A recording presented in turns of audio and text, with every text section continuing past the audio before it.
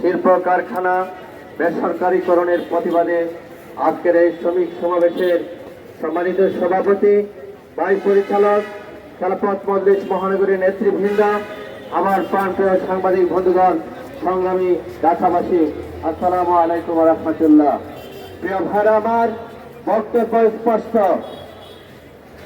জুলাই গণঅভ্যুত্থান পরবর্তী বাংলাদেশে এমন হাহাকার আমরা দেখতে চাই না। আমরা বলতে চাই, পেটিস বলে পেটিসের উপর দায় চাপিয়ে 1.5 বছর যারা অন্তর্বর্তীকালীন সরকার ছিল তাদের আমলে লোডশেডিং এতটা ঘনীভূত হয় নাই। আমরা বলতে চাই, বাংলাদেশে 17টি চিনি কারখানা রয়েছে, সেই কারখানাগুলো কেন আজকে বন্ধ হয়ে যাচ্ছে? আমরা জানতে চাই, আদমদি জুট মিল কেন এখনো ঘুরছে না? আমরা জানতে চাই, আপনি 2 কোটি মানুষের কর্মসংস্থান দিবেন, বিগত 6 মাসে লক্ষ লক্ষ শ্রমিক বেকার হয়ে পড়েছে। গত মাস কানেক সময় ধরে লক্ষ শ্রমিককে ছাঁটাই করা হয়েছে। তাদের বাসায় আজকে আগুন জ্বলছে না, তাদের সন্তানেরা একবার আর করতে পারছে না। বাংলাদেশে নীরব কান্না চলছে। এই শ্রমিকদের ঘরের গৃহের নীরব কান্না আমরা দেখতে চাই না। প্রিয় ভাই আমার, আপনারা জানেন, গ্যাস, বিদ্যুৎ আজকে বাংলাদেশে প্রাকৃতিক সম্পদে ভরপুর রয়েছে।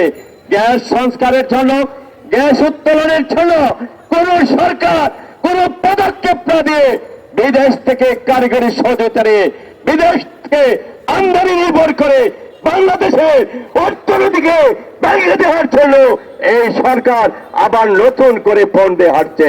তাই সব জায়গায় দলীয়করণ, আত্মীয়করণের মধ্য দিয়ে মাননীয় প্রধানমন্ত্রী সবার আগে বাংলাদেশ হয় না। সবার আগে যদি বাংলাদেশ হয়, বাংলাদেশের 7.5 কোটি শ্রমিক জনতার ন্যায্য অধিকার নিশ্চিত না করে সবার আগে কোনোদিন বাংলাদেশ হতে পারে না। তাই আজকে আমরা বলতে চাই, অবিলম্বে বন্ধ কলকারখানাগুলো চালু করতে হবে। রাষ্ট্রায়ত্ত চিনিকল সহ 44টি শিল্প প্রতিষ্ঠান বেসরকারীকরণের মধ্য দিয়ে বাংলাদেশে আরো কয়েক লক্ষ শ্রমিককে বেকার করার তামসা চলবে না।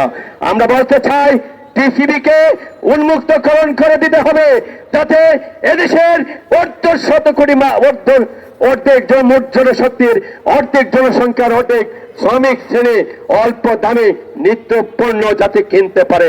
আমরা বলতে চাই, শ্রমিকদের জন্য আবাসন ব্যবস্থা নিশ্চিত করতে হবে।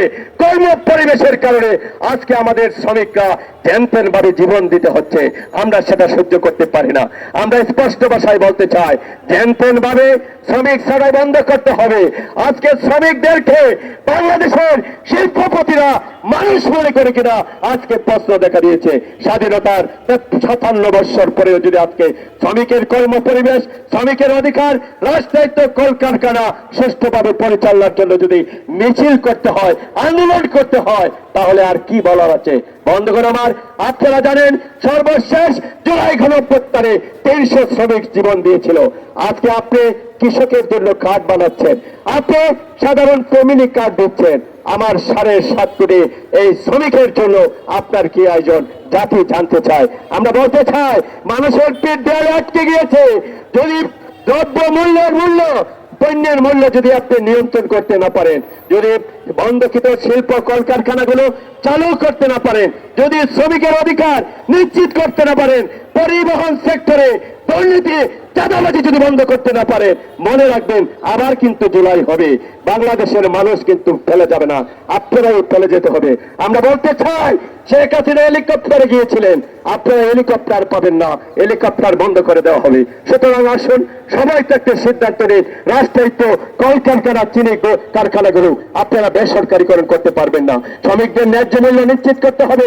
অবিলম্বে নতুন করে জাতীয় নিম্নতম মজুরি বোর্ড গঠন করতে হবে।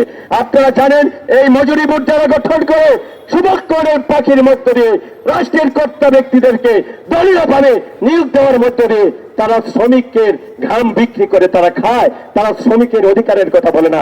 আমরা আজকে বলতে চাই, এই ন্যূনতম মজুরি বোর্ড অবলম্বে প্রকৃতপক্ষে যারা শ্রমিকের অধিকার নিয়ে কাজ করে, বাংলাদেশে যে কটি জাতীয় শ্রমিক সংগঠন আছে, ফেডারেল শ্রমিক সংগঠন আছে, প্রত্যেকের প্রতিনিধি নিয়ে অবিলম্বে জাতীয়ভাবে আপনার ন্যূনতম মজুরি বোর্ড গঠন করতে হবে। প্রিয় ভাইরা, আসুন আগামী দিনে রাজপথের সংগ্রামে ঐক্যবদ্ধ হয়ে সকল প্রকার অনিয়ম অত্যাচারের বিরুদ্ধে দেশের পক্ষে, দেশের স্বাধীনতার পক্ষে, দেশের অর্থনীতির চাকা যে শ্রমিকরা ঘোরায়। আপনারা জানেন মালয়েশিয়ায় শ্রমবাজার খোলা হয়েছে।